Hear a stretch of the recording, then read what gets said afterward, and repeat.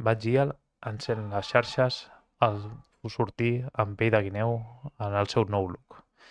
Que a veure, que sé que això és antic, fa dues setmanes, però he deixat un temps per veure si hi havia alguna reacció, perquè des del seu club de fans deien que no, que era pell de guineu sintètica.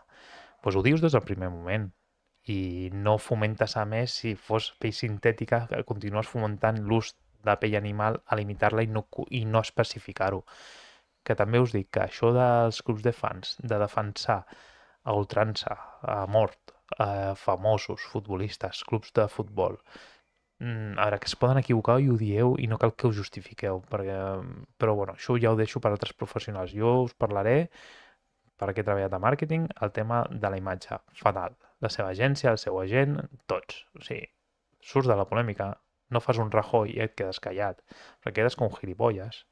A veure, i també us dic, me n'alegro que triomfeu i que us vagi bé la vida i que guanyeu molts diners, però quan ho feu, no cal que feu el gilipolles. Que a veure, pots continuar sent tu mateix, excepte que siguis un gilipolles. Aleshores no siguis tu mateix, sisplau.